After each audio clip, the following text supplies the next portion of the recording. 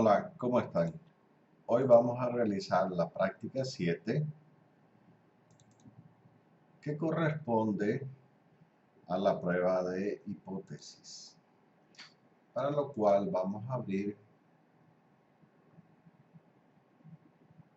una de las prácticas realizadas. Teníamos la práctica 4. Esta plantilla de los scripts no es necesaria, la cerramos.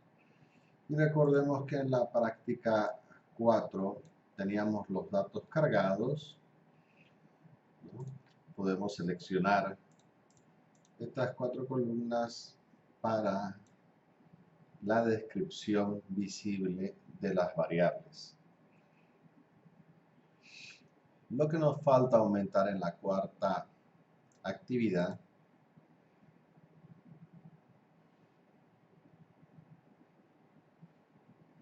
para la séptima es que lo único que vamos a utilizar aquí son los datos cargados. Entonces vamos a grabar como práctica 7 hipótesis.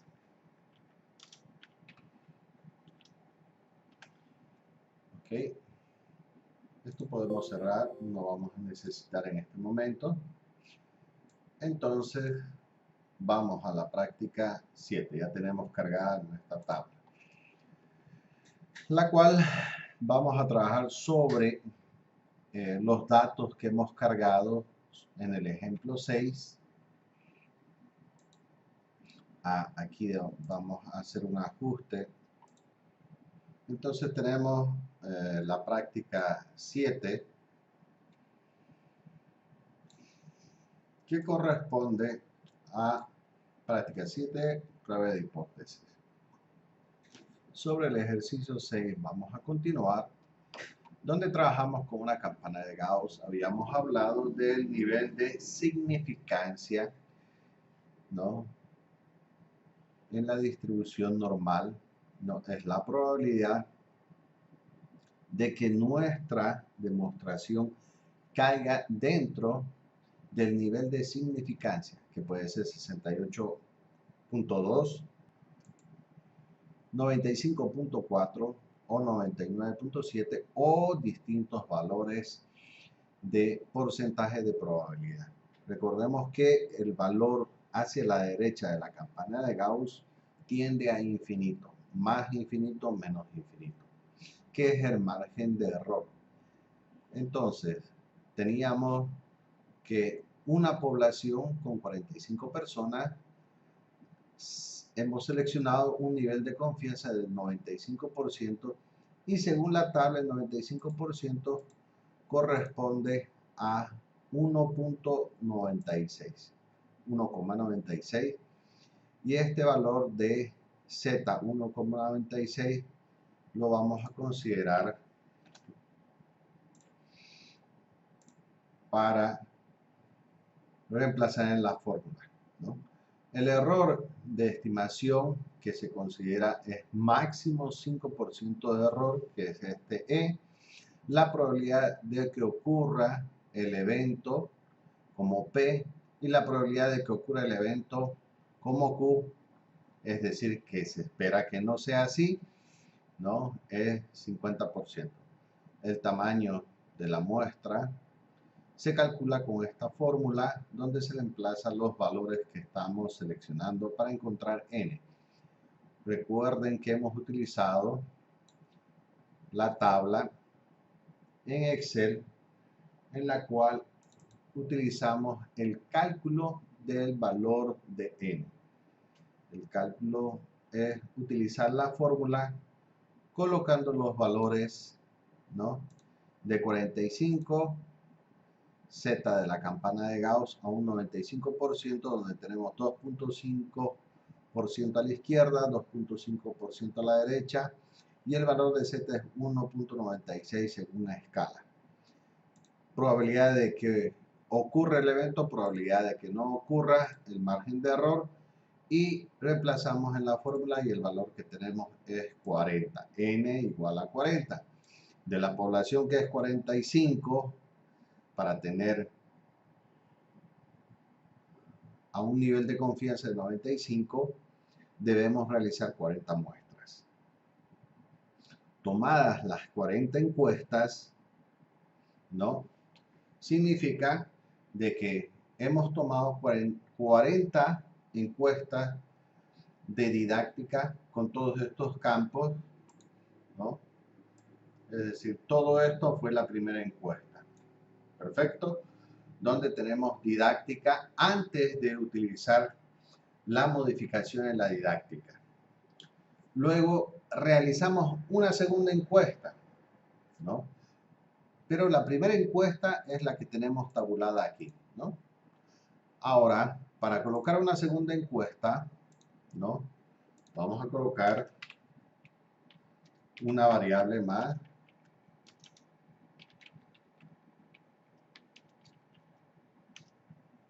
Didáctica 2.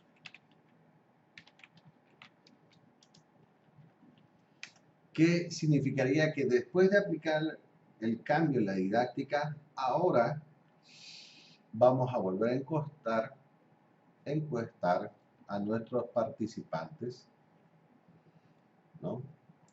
Vamos a poner que sea de 12. Entonces, en la segunda encuesta, que ya no consideraríamos según la tabla que tenemos, ¿no? Ya entrarían estos datos de aquí, ¿no? De la segunda encuesta, que es lo que estamos simulando para el ejemplo. Copiamos los datos de la segunda encuesta y vamos a colocar acá, ¿no? Veamos que los otros ejemplos, cuando copiaba, se bajaba una línea, es porque lo copiaba directamente de Drive. Pero cuando se copia del documento Word, ¿no? De Microsoft Word, instalado en la PC, ya no sucede lo que sucedía al copiar de Drive, ¿no? Entonces tenemos los 40 datos, que serían las 40 nuevas encuestas, que la tabulamos de esta manera. De manera que tenemos la primera encuesta como didáctica 1 y después de hacer los cambios, la segunda encuesta en la variable de didáctica 2, ¿no? Vamos a graficar, ¿no? Lo que correspondería a descriptivos de didáctica 1,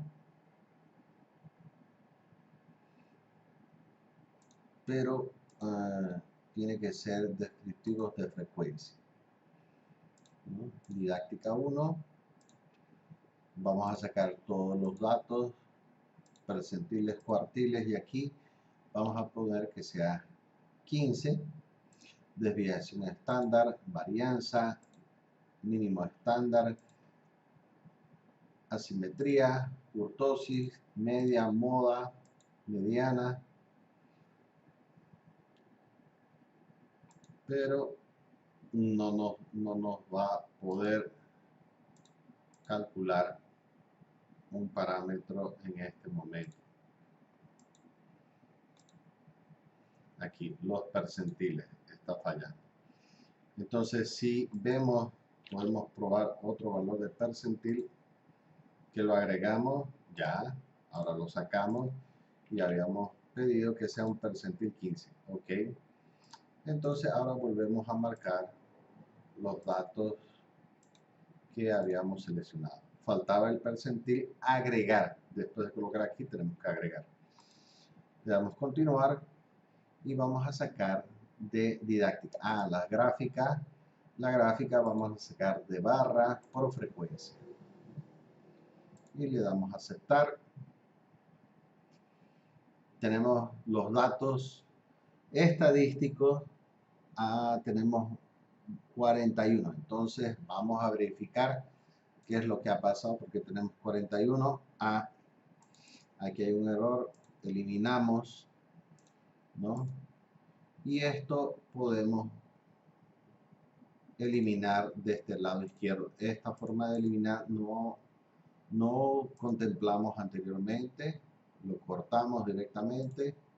Esto también lo cortamos y queda en blanco nuestro script, ¿no?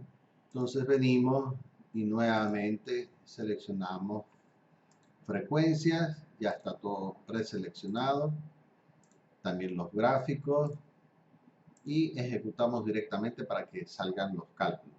Es muy importante revisar, ¿no? Es bueno que hubiera salido ese error, ¿no?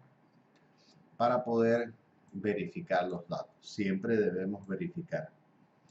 Entonces tenemos valores 40 encuestas, perdidos ninguno. Hace rato salía así, perdido 1. La media 1,7250. Error estándar de la media 0,11316. La mediana 2. Moda 1. Desviación estándar positivo 0,711567. Varianza tenemos positivo 0,512. Asimetría 0,465. Error estándar de asimetría 0,374. Kurtosis negativo 0,891. Error estándar de kurtosis positivo 0,733. Los percentiles tenemos 1, 2, 3, 4, 5, 6, 7, 8, 9, 10, 11, 12. Tenemos 12 percentiles y hemos pedido que se marque el percentil 15. Porque también hemos pedido cuartiles, ¿no? ¿Sí? Entonces, los cuartiles están ahí marcados también en estos datos, por eso tenemos un dato más. Y tenemos las frecuencias de 1, 2 y 3 con los datos de frecuencia que han caído en 1, 17, en 2, 17 y en 3, 6. El porcentaje acumulativo sin error, que es lo mismo, y el acumulado. Tenemos las gráficas, podemos editar las gráficas y colocamos las etiquetas para diferenciar, y podemos subir los porcentajes y podemos cambiar también los colores en las etiquetas de las gráficas, ¿no? Entonces podemos colocar este que sea café, ¿no?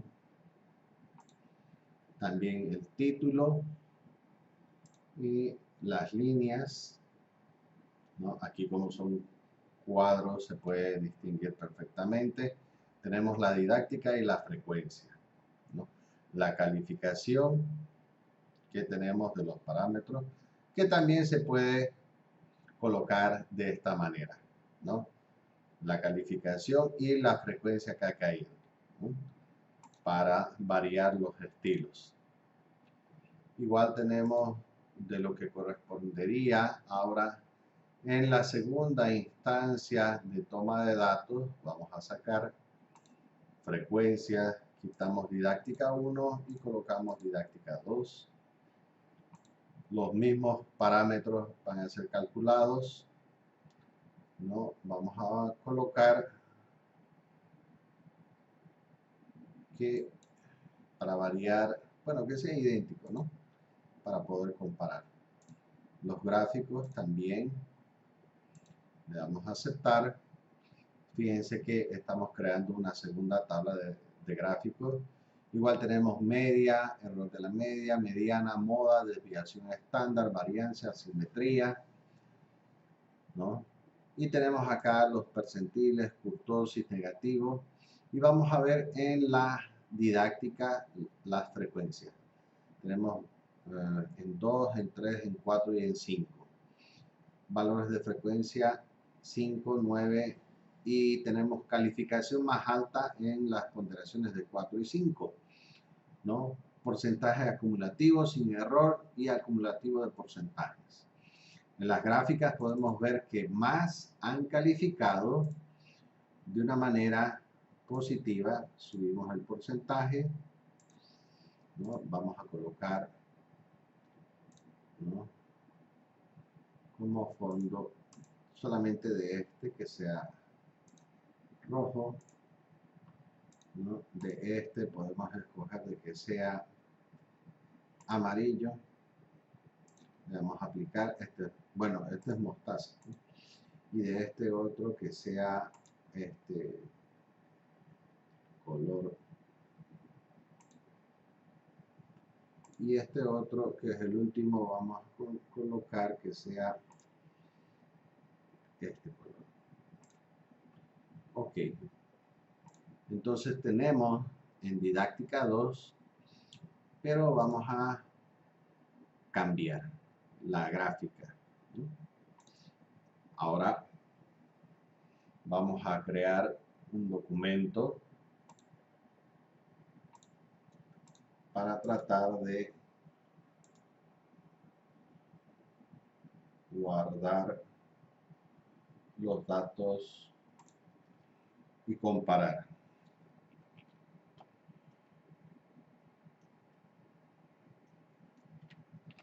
Como informe, creamos un documento Word como informe, y en este documento Word como informe vamos a colocar esta gráfica, ¿no? Vamos a colocar que sea el informe, ¿no? Y seleccionamos este índice, que sea, no, el otro con puntos.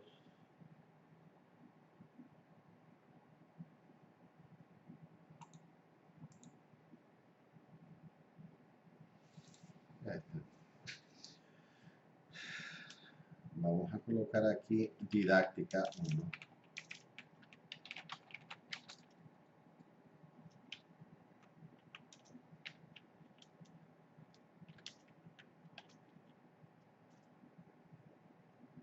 Pegamos.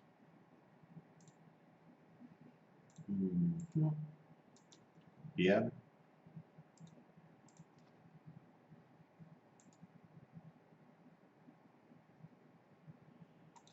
Y pegar esta gráfica que la vamos a analizar con la didáctica 2.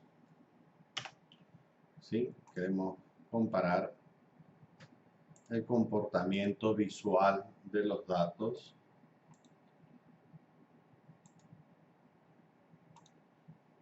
¿No? Ok. Hagamos un análisis descriptivo sobre los datos. En la primera encuesta vemos que tenemos mayor aceptación en calificación en 1, ¿no? En el punto 2 y en el punto 3. Recordemos que según nuestra variable,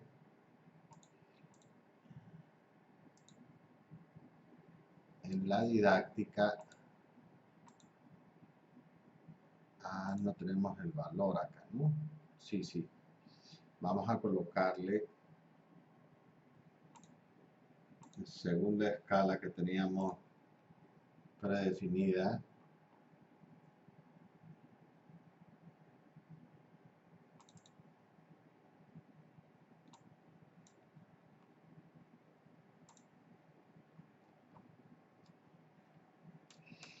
como los valores, ¿no? Las etiquetas que debería tener. 1, vamos a colocar malo. 2, regular. 3, muy bueno. 4,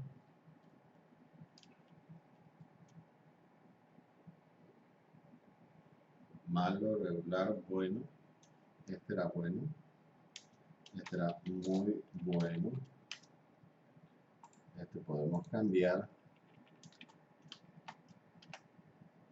Bueno, aquí y hay 5. Excelente. Ok, entonces tenemos nuestra escala. Igual en el otro colocamos 1, malo, 2, regular, 3, bueno, muy bueno,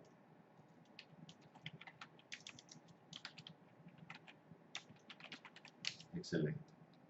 ¿Ok?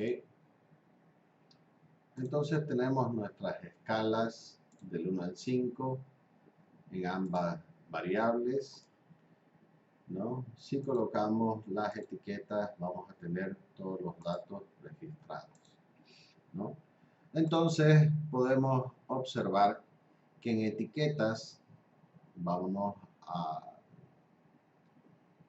al documento Word, la interpretación es que lo más bajo negativo es 1.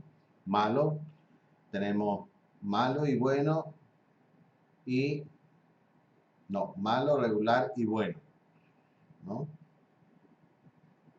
Y en la segunda encuesta tenemos más aceptación en regular, bueno, muy bueno y excelente, ¿no?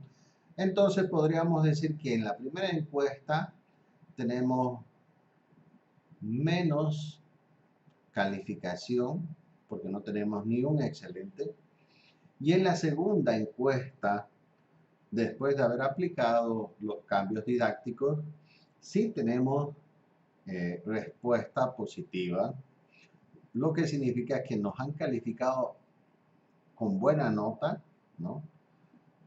Entonces podemos visualizar una mejora. Ahora, lo que corresponde, entonces, en nuestro ejercicio, en la prueba de hipótesis, ya hemos cargado lo que es didáctica 2 y didáctica 1, primera encuesta y segunda encuesta. Ahora, ¿qué es lo que vamos a tratar de probar? ¿No? Vamos a partir de la H sub 0, que es la hipótesis nula. El uso de la didáctica no mejorará la educación superior. Y como la H sub 1, el uso de la didáctica sí mejorará la educación superior, ¿no? Partimos de esos conceptos para terminar la interpretación. Vamos a hacer primero la comparación de las variables. Lo que vamos a aplicar ahora es comparación en un tiempo inicial versus un tiempo final. Y como este tiempo que estamos analizando corresponde a un estudio longitudinal, tiempo 1 y tiempo 2, que eso puede ser un semestre, al terminar un módulo, al terminar un año, donde se está transmitiendo conocimientos en la educación. Entonces, el test que vamos a realizar es test de Student para muestras relacionadas, ¿no? Esta muestra relacionada en un tiempo 1 y un tiempo 2.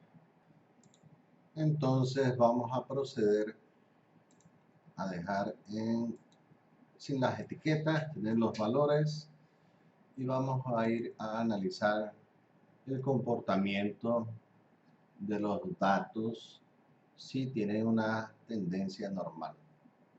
Vamos a ir a explorar, y en explorar vamos a seleccionar los datos de didáctica 1 y didáctica 2, la cual vamos a seleccionar lo que son estadísticos con un nivel de significancia, ¿no?, del 95%, tal cual estamos pidiendo en el estudio, ¿no?, de un nivel de 95% de nivel de confianza, por lo cual damos continuar. Recordemos que estamos haciendo la prueba inicial en un tiempo 1 y la prueba inicial en el tiempo 2 después de haber modificado. Seleccionamos gráficos y vamos a marcar gráficos de normalidad con pruebas. Le damos continuar y le damos aceptar. Vamos a registrar estos valores en nuestro informe, ¿sí? Nos vamos al documento que estábamos haciendo, informe. Vamos a colocar este descriptivo, ¿no? Y vamos a colocar que sea, ¿no?, prueba de normalidad de didáctica 1 y 2.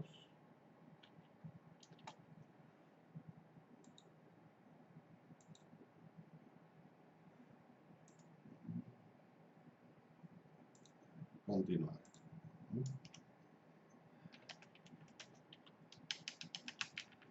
Y vamos a marcar, ¿no?, el resultado que tenemos, ¿no? Tratemos de interpretar. Tenemos didáctica 1, didáctica 2 con 40 variables cada una. Los datos están correctos, no perdemos nada.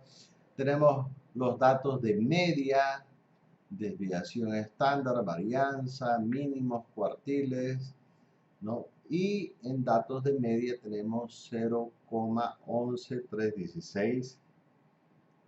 Y en media tenemos, comparando la otra media, 0,16231, ¿no?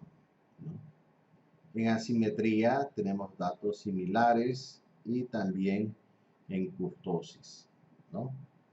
Luego, la prueba de normalidad tenemos en Kolmogorov. Cuando validamos esta prueba de Kolmogorov, lo vamos a copiar.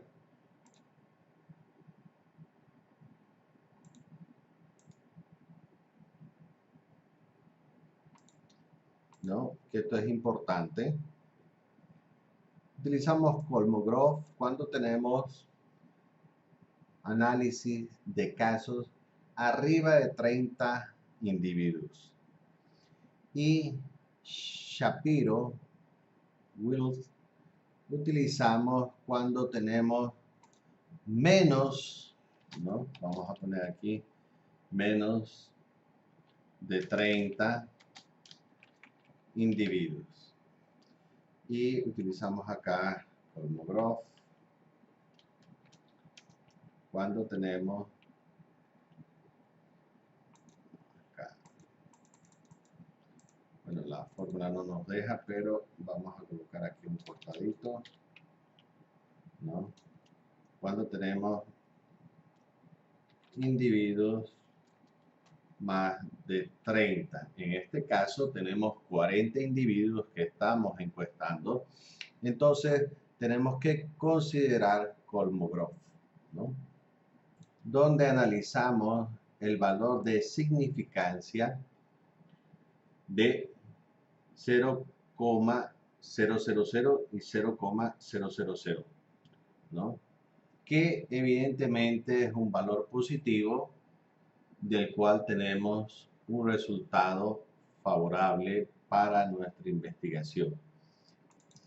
Al encontrar que el nivel de significancia de Kolmogorov para muestras mayores a 30 es un valor positivo y es menor que el nivel de significancia de margen de error denominado en nuestro proyecto, ¿no?, el nivel de significancia de margen de error determinado en el proyecto para la variable lo hemos determinado en 5% aceptable. Y si es menor a este valor, entonces podemos complementar, ¿no?, aquí vamos a complementar de que los resultados de la prueba de normalidad bajo lo que estamos seleccionando es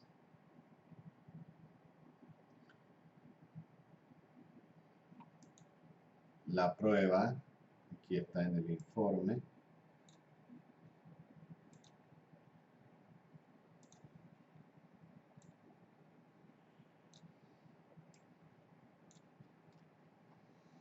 bajo la prueba de Kolmogorov,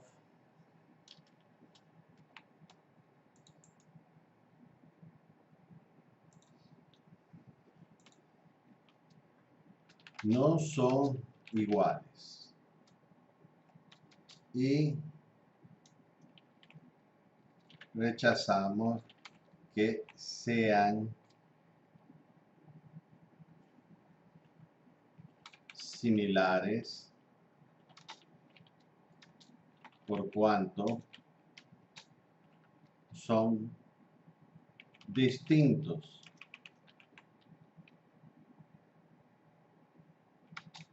con tendencia de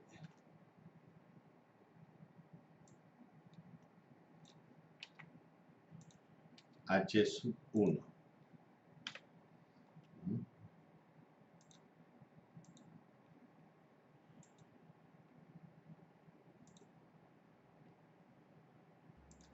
Rechazamos que son similares por cuanto son tendencia de H1. Cuando aceptamos cuando son iguales, entonces sería H1. Rechazamos con H sub 0, ¿no? Y son distintos como H sub 1, ¿no? Esto es parte de prueba de normalidad. Si seguimos analizando la gráfica, vamos a ver la prueba de normalidad, donde tenemos didáctica 1 entre 1 y 2 y didáctica 2 que está entre 3 y 4. No son iguales el comportamiento de los cohortes que hemos encontrado, son distintos, por lo cual se rechaza H sub 0 como datos de distribución normal iguales y son diferentes. Entonces vamos a utilizar la prueba de test-student, ¿no? Que podemos utilizar de los scripts como también de la tabla, ¿no? Prueba de comparación de medias para muestras relacionadas. ¿Sí? Tenemos esta gráfica de esta ventanita. Seleccionamos entonces didáctica 1 como variable 1 al inicio, que es la primera encuesta, y la segunda variable después de haber aplicado los cambios, ingresamos la segunda encuesta, los datos agrupados de la segunda encuesta. Nos vamos a opciones, el nivel de significancia que estamos tomando, recordemos que es el del 95%, nivel de significancia, ¿no? Que está acá, y vamos a proceder en continuar y vamos a darle a aceptar. Entonces la prueba de student para muestras relacionadas nos muestra los estadísticos de muestras emparejadas, didáctica 1 y didáctica 2, que tienen una media de 1,7250 y en didáctica 2, 3,85. Valores de cada uno de 40. Desviación, ¿no? Que tenemos desviación estándar es de 0,71567 y 1,02657. Margen de error en la desviación de 0,11316 positivo y 0,1631. Tenemos un incremento en las desviaciones como errores. En la correlación de muestras emparejadas, tenemos la correlación de menos 0,58 y un valor de significancia de 0,724. Por lo cual, en la prueba de muestras emparejadas de ambas variables, tenemos una media de 2 menos 2,125, una desviación estándar de 1,2847, desviación estándar promedio de error 0,2314, con un nivel de confianza de un intervalo de inferior de menos 2,53 y superior de menos 1,71411. El valor de T es menos 10,461, grados de libertad 39, que es N menos 1, ¿no? Los grados de libertad 40 menos 1, 39. Y este valor, el sigma, vamos a copiar para colocar el informe. El valor, vamos a colocar acá.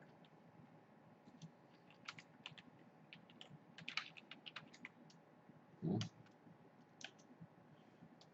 Interpretación. ¿No? Vamos a hacerlo más amplio. Lo que ahora toca es hacer las modificaciones necesarias en los estilos. ¿No? Vamos a reducir para que se pueda visualizar dentro de la hoja. Diseño de impresión, diseño de web. ¿No? Ok, ya lo tenemos reducido. Entonces, el nivel de significancia, ¿no? Significancia bilateral, ¿no? Que es igual a 0,000, ¿no?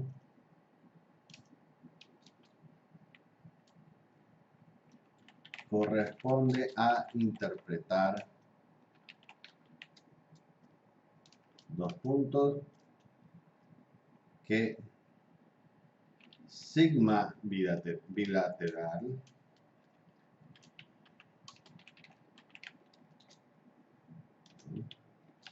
es menor que el nivel de error. Entonces, sigma es 0,000 menor que 0,05% de margen de error. Este error que estamos colocando es el nivel de error no esperado. Si tenemos un valor de sigma bilateral bajo T de Stude para muestras emparejadas, entonces la interpretación, ¿no?, corresponde a lo siguiente, ¿no? Vamos a copiar, bueno, este es en el ejemplo que ya tenemos. Entonces corresponde a lo siguiente, ¿no? Se rechaza la H sub 0 porque no son iguales, ¿no? Y se acepta la H sub 1, que es la hipótesis del investigador, por cuanto se infiere que por el alcance de la investigación con un nivel de confiabilidad de un 95% de seguridad, que puede aplicar la misma solución en todos los escenarios similares en territorio nacional, ¿no? ¿Por qué? Porque el nivel de significancia que tenemos, ¿no?, es menor del margen de error, lo cual la prueba de, vamos a anotar acá, ¿no? Hicimos una prueba de T de Student para muestras emparejadas.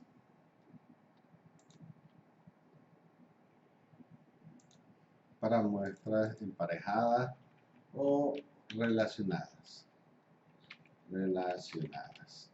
¿Ya? Ok. ¿Sí? Podemos aumentar aquí, ¿no? Dentro de donde el sigma bilateral es menor